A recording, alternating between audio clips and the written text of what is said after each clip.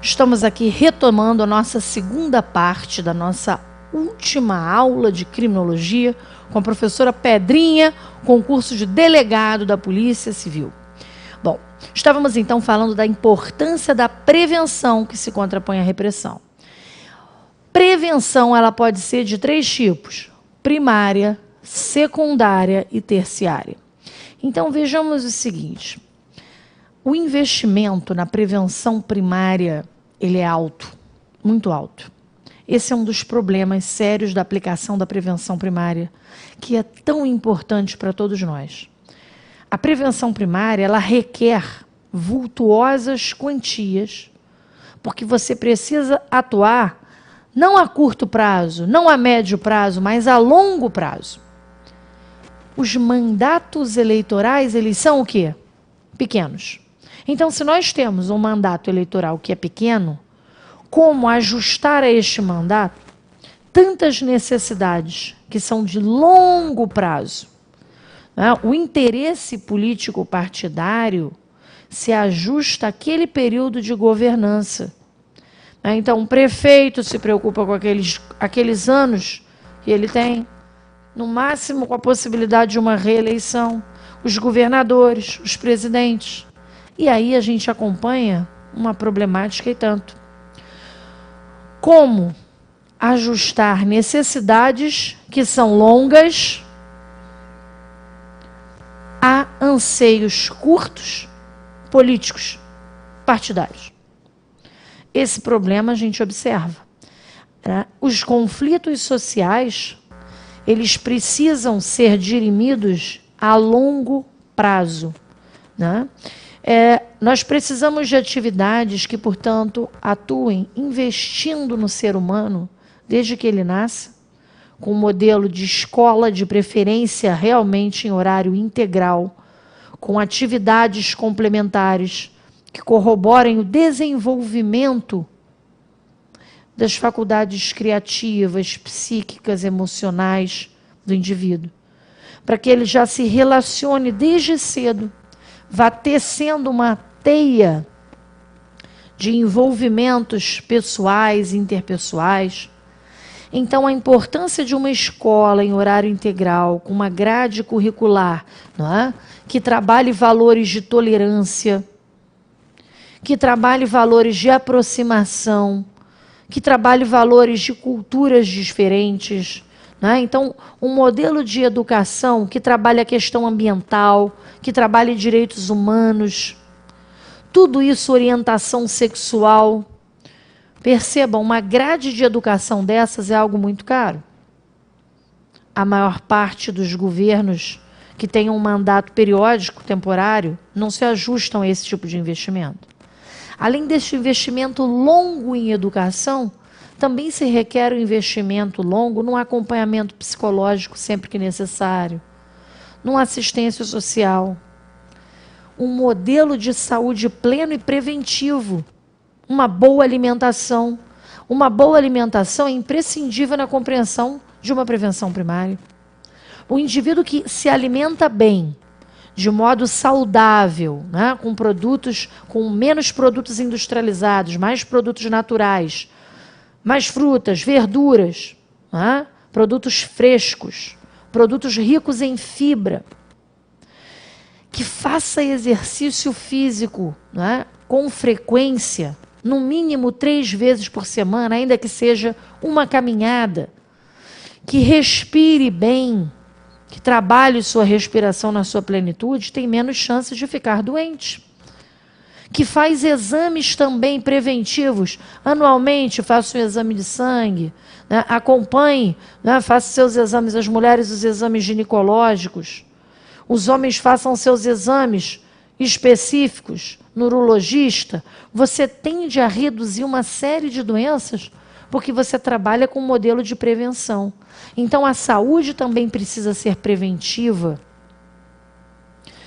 Tudo isso em conjunto, anexando lazer, cultura, possibilidade dos indivíduos irem assistir teatro, peças de dança, né? Irem ao cinema, atividades recreativas, lúdicas, Pessoas que possam, portanto, vivenciar qualidade de vida. Quando as pessoas têm acesso a tudo isso, você reduz a possibilidade de delito. Um exemplo muito interessante que foi realizado pelo criminólogo italiano, professor Alessandro Baratta, que dirigiu na Alemanha um instituto em Saarland. Ele observou como a desigualdade social expressiva, exponencial, funciona como elemento também, não é, de acirramento da criminalidade. Então, países em que você tem uma minoria milionária e uma maioria vivendo abaixo da linha da pobreza, você tende a ter essa desigualdade social tão grande, a criminalidade aumenta. Em contraponto, países que vivem de maneira próxima, onde as pessoas, por exemplo, nos países nórdicos, Noruega, Dinamarca, Suécia, Islândia, Finlândia, pessoas trabalham, né, e vivem uma diferença salarial que não é nenhuma aberração. Não, o padrão que as pessoas vivem, o estilo de moradia, todos têm uma casa, não, um padrão classe média generalizado. Você tende a ter uma pequena taxa de criminalidade. E mesmo países pobres, o Alessandro Baratta, ele chegou a examinar a Suíça, ele não foi para os nórdicos, ficou na Suíça e na Somália. Somália na África, um país muito pobre, mas cuja pobreza era distribuída entre todos. Então, esses elementos nos ajudam a perceber como a distinção, a desigualdade acirrada, ela produz criminalidade.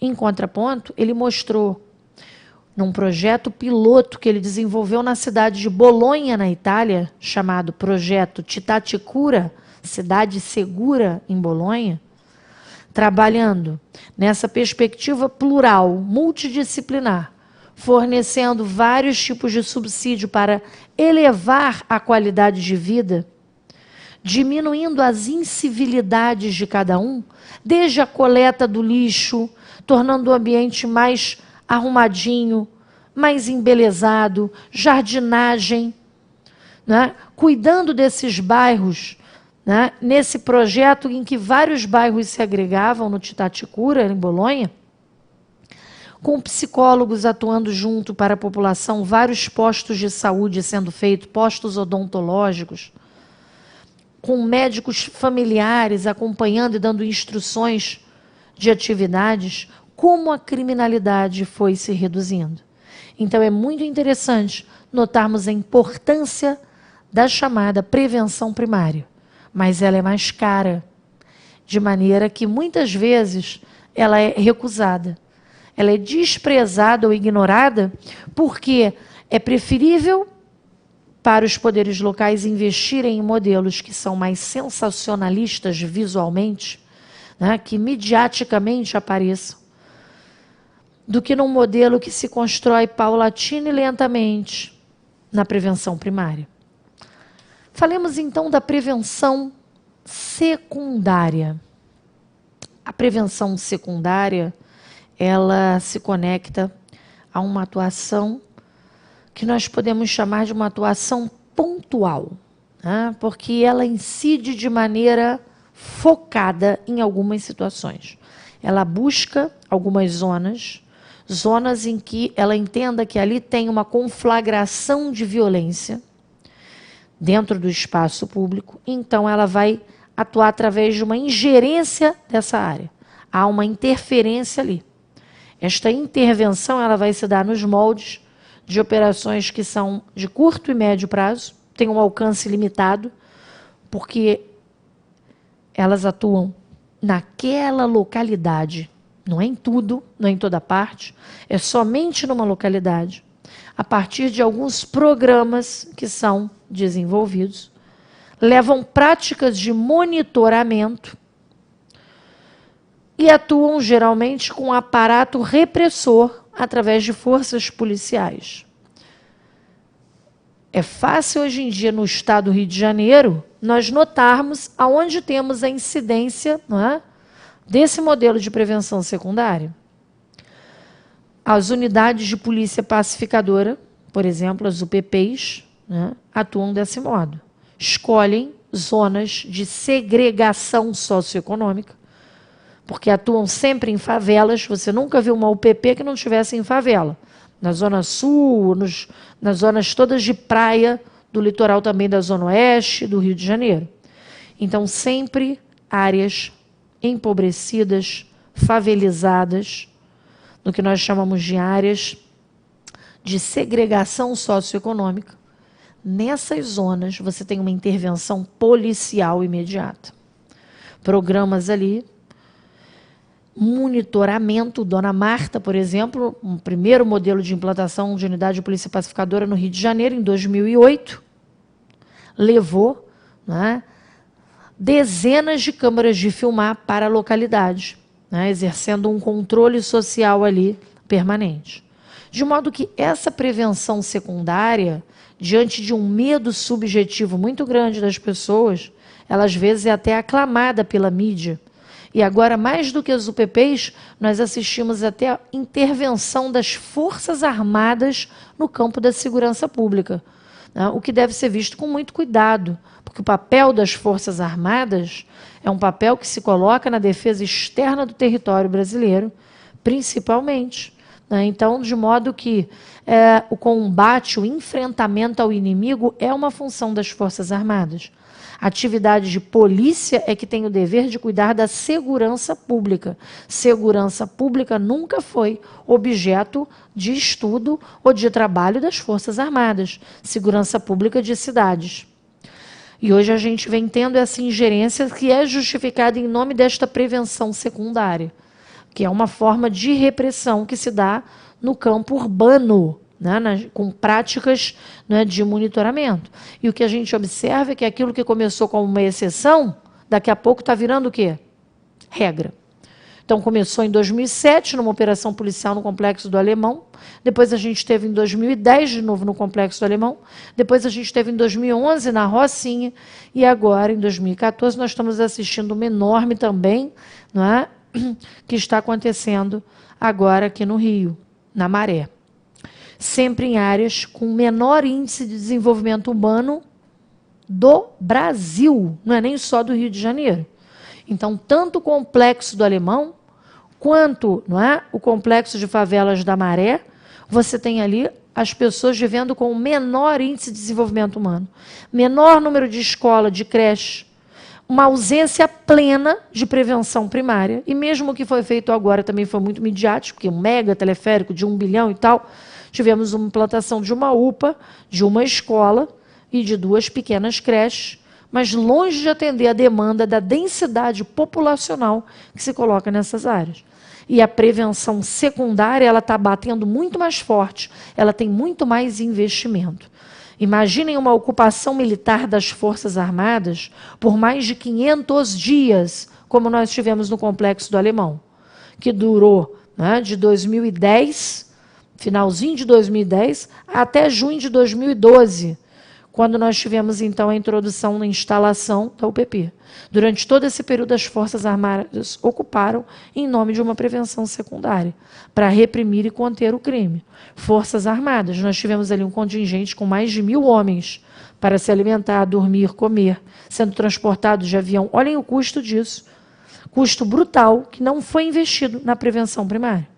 Então, é só o cuidado que nós temos que ter. Primeiro, em relação a essa expansão monumental da prevenção secundária, porque ela significa uma expansão de um Estado policial no campo da segurança pública, do Estado policial até pelas Forças Armadas, vira um Estado militar, né, quando ele deveria se submeter a um Estado de direitos, garantias fundamentais assegurados por educação e saúde, em primeiro lugar.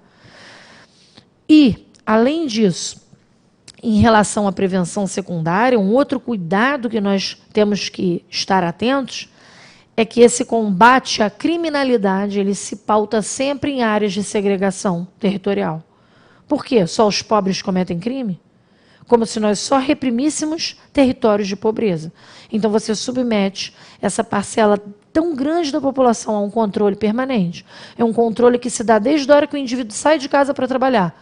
Tem que ser revistado, a casa pode ser revistada. Abre tudo, mostra, cadê a sua carteira de trabalho? E algumas pessoas que se amoldam no estereótipo negro, pobre, favelado, sofrem às vezes humilhações, porque muitas são as denúncias nesse sentido. Então, o cuidado é que essa prevenção secundária, ela reforça estereótipos lombrosianos e ela tende a aproximar criminalidade e pobreza, quando nós temos que nos lembrar que toda a criminalidade está difundida pela sociedade. Mas, na realidade, a maior massa de trabalhadores que nós temos está lá nas favelas. Pessoas que perdem horas e horas dos seus dias nos transportes, se deslocando, mas elas é que são o alvo, o foco dessa repressão. Como se os traficantes de drogas todos estivessem localizados ali, porque a droga chega e só vai para a favela. Quando nós temos a droga sendo vendida em todas as partes também ricas da cidade. Mas acabamos tendo uma estigmatização dessas populações pobres e só elas se submetem a essa forma de prevenção secundária. Só os territórios de pobreza. E temos ainda a chamada prevenção terciária. A prevenção terciária, ela nos remete também a uma questão de que ela só se aplica quando as outras prevenções anteriores falharam ou não se aplicaram.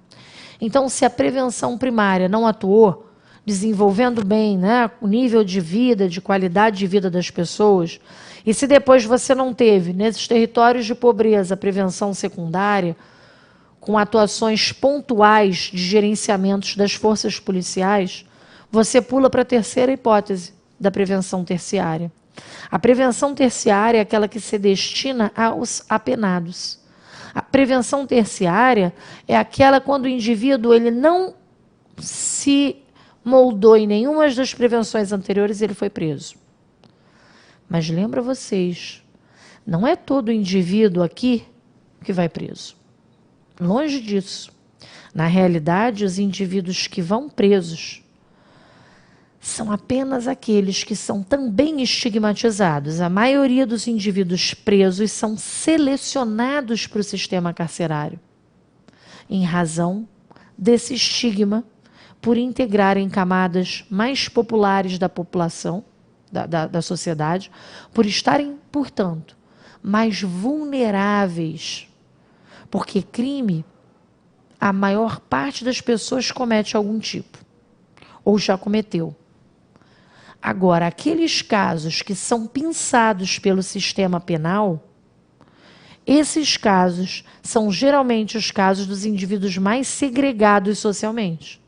Então, você pode ter crimes contra o patrimônio cuja cifra oculta seja monumental.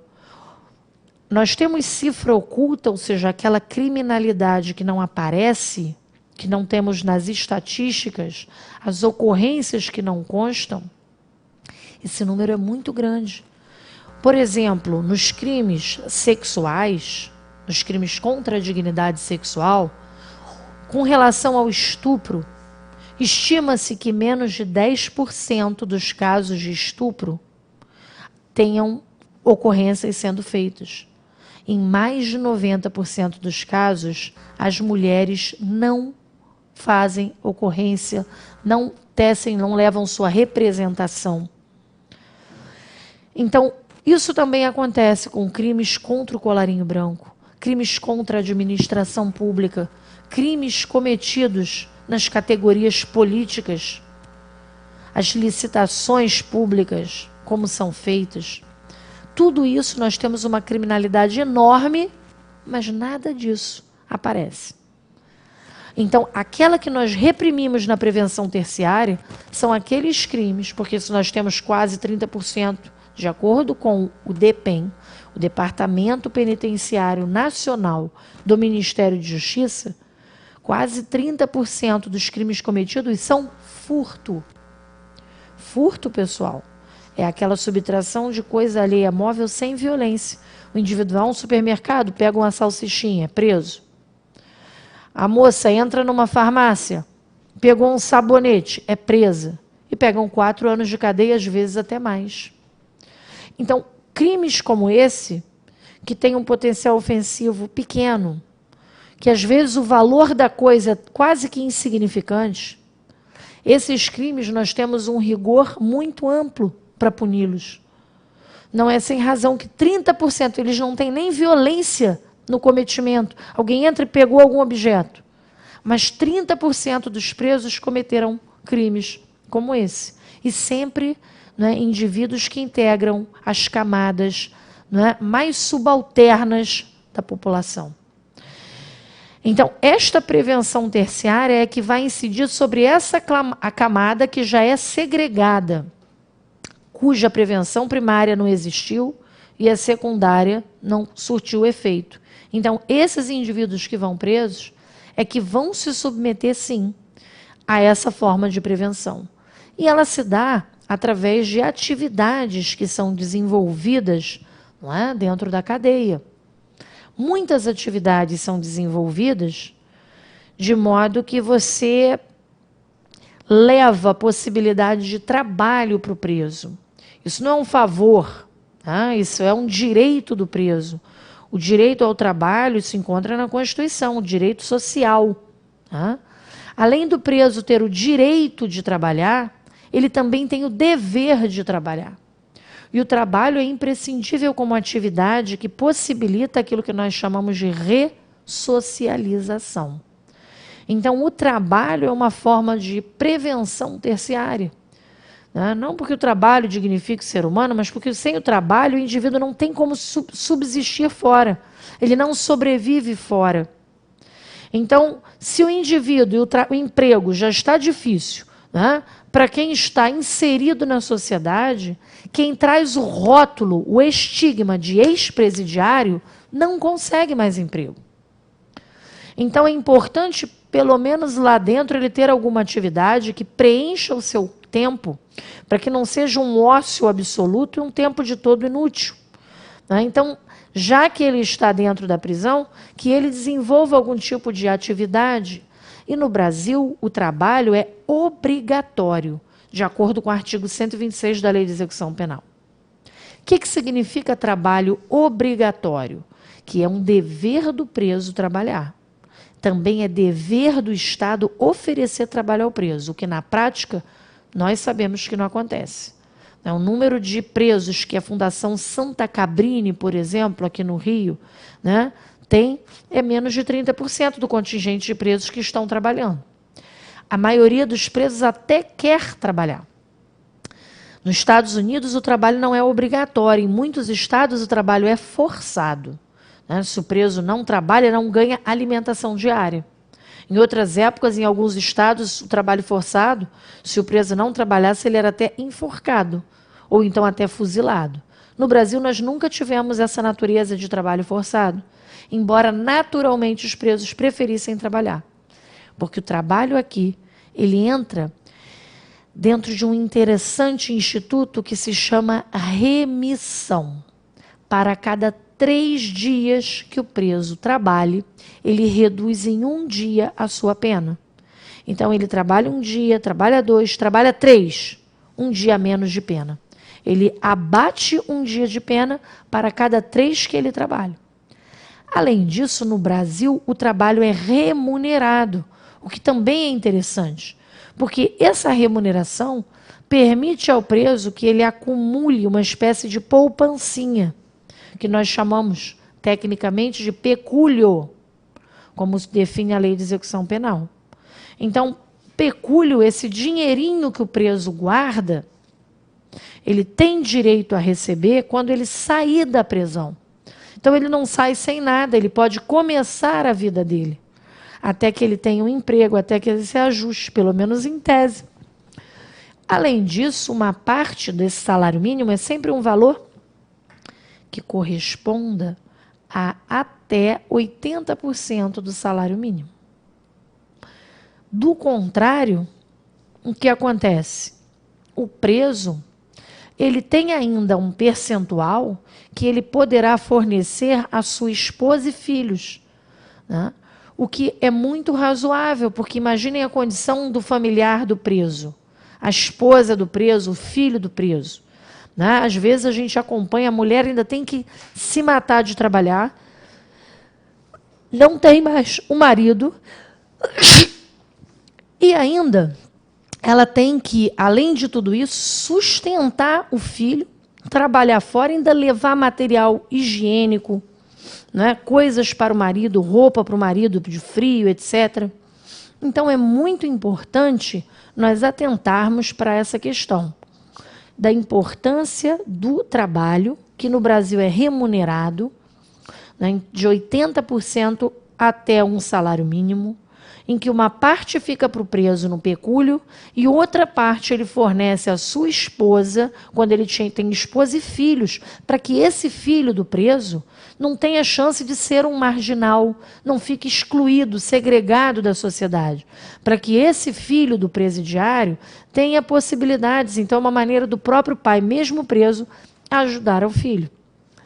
E um percentual de 10% desse valor, o preso pode ficar consigo, né? Para que ajude ele a comprar papel higiênico, um sabonete para ele usar. É uma quantia pequena, ele não pode ter muito dinheiro circulando. Mas algo que ele queira, comprar um lanche na cantina da cadeia, né? Para ele poder comer alguma coisa diferente, né? Ou comprar um agasalho para ele no frio, né? Que ele pode usar poucas coisas, é restrita a quantidade de bens que o preso pode ter. Mas alguns desses objetos, né, facilitariam e seriam possíveis. Enfim, esse trabalho é prevenção. Do mesmo modo que nós sabemos que também é prevenção terciária a educação. O preso tem direito à educação. E a maioria dos presídios no Brasil não tem educação. No máximo tem alfabetização. É muito importante que o preso estude, ainda que seja ali dentro, né? É interessante como a perspectiva do estudo, da disciplina, que ele vai adquirindo com o estudo, né, o possibilitam a caminhar, a ampliar seus horizontes.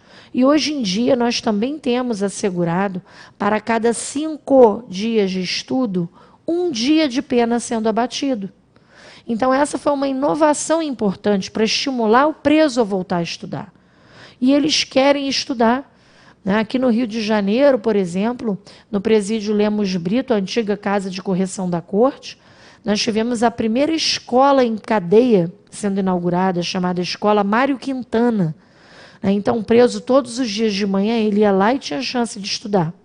Eu tive a oportunidade de conversar com tantos professores ali na escola e todos tinham orgulho e diziam que nunca um preso foi desrespeitoso com alguns dos professores. Ao contrário, né? Sempre uma vontade de aprender, né? Permanente.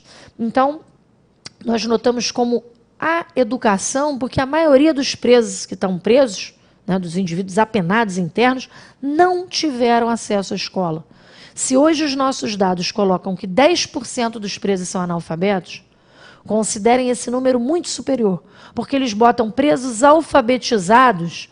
Em alfabetizado, basta o preso assinar o nome. Então, às vezes, o preso só escreve o nome, mas não sabe ler. Ele é um analfabeto funcional. Mas aí entra na categoria, né, das nossas tabelas como preso alfabetizado. Mas ele só escreve o nome, ele não consegue nem ler. Fora os indivíduos que leem muito mal, não conseguem interpretar ou entender o que leram. Então, eu diria a vocês, com certeza, que nós temos um percentual de em torno de 30% a 40% de presos que não conseguem ler, né? E se nós pensarmos nos presos com nível superior, esse número é ínfimo, né? Muito pequeno mesmo. Nós não temos nem 10% de presos com nível superior. Então, a gente observa que a maioria, a massa dos presos tem um baixíssimo nível de escolaridade. Então, o que só reforça a ideia de segregação do sistema prisional. A prevenção terciária, ela é muito difícil de tornar-se eficaz, né? Ela acaba, muitas vezes, sendo inócua, porque é mais difícil de você conseguir trabalhar quando o indivíduo está preso, né, para que ele mude seus valores. Porque a prisão, ela é uma instituição total e ela traz uma série de máculas para o indivíduo que o marcam de maneira indelével. Nós voltamos já.